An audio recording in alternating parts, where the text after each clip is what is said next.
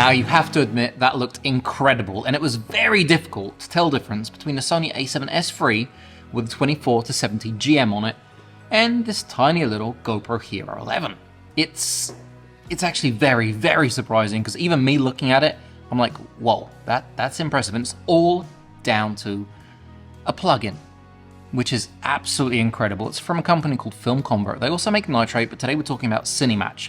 And it's got profiles for Sony, Blackmagic, DJI, Canon, Panasonic, Red, Fujifilm, Nikon, GoPro, Olympus, and Arri.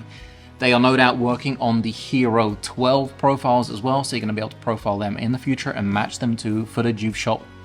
But the great thing about it is that it is very, very precise, it's very professional, and it makes your work, your video, your project look so much more professional. Now, it is cross-platform, so you can use it on Premiere, DaVinci, and Final Cut Pro, like I'm using it here. And it has sensor-level camera matching, raw light control over your footage, guided color correction tools, and it allows you to manage your LUT, so you can create a LUT, the look you're going for with the Hero 11, output a LUT, and then put it on every single bit of your footage that you've done with your Hero 11. So that's really fantastic, and it saves a ton of time. Now, obviously, not everything is going to be completely perfect, because depending on if you're using a Sony lens, a Viltrox lens, or an old vintage Helios, then contrast is going to be different, colors are going to be slightly different, but it's more or less going to get you where you want to go. I always set my Hero 11 to native and flat profiles, so that it's easiest to get out there and grade, and there is the actual profile for flat in CineMatch and for flat native. So I set it to flat native, and I have my Sony A7S III on 5600 Kelvin 99% of the time, and they just, match together really nicely. Now, I will show you what these look like on and off, and then I'm going to quickly show you how I get to them, and it's not going to be long because it takes so little time. Now, if I get rid of this, just look at the difference.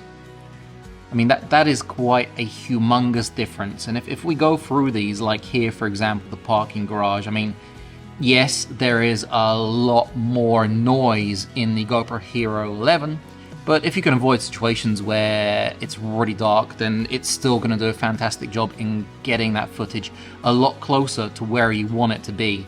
Look at this. I mean, it's really very impressive what this can do, and getting it back to looking perfect and matching it. I mean, I wouldn't be able to tell the difference. I really wouldn't, looking at these, unless I really pixel peeped to see the sharpness and the quality.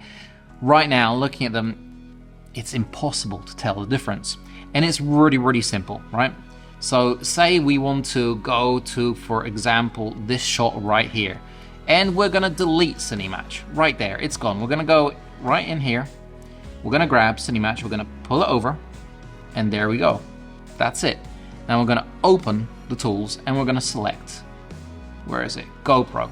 And it is the Hero 11, because you've got it for the Hero 10, Hero 8, and the Hero 11.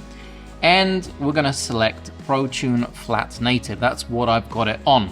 Select the camera that we've been filming on. So if you've been filming on with a Fuji or a Canon or a Sony, I'm filming on the Sony. I have a Sony A7S III, and I had it in I had it in S-Log3 S-Cinetone. Right there. Now we're gonna do apply the Rec 709 transform. Obviously the exposure is completely different.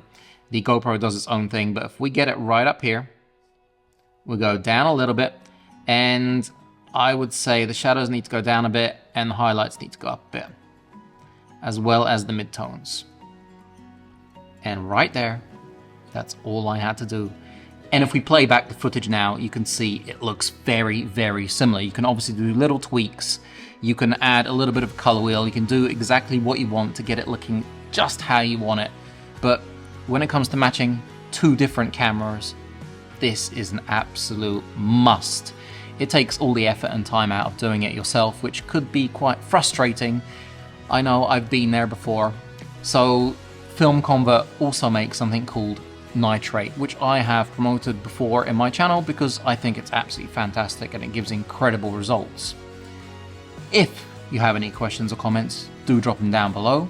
There will be something new coming, by the way, pretty soon, and it's a little bit mind-blowing. It's mind-blowingly beautiful.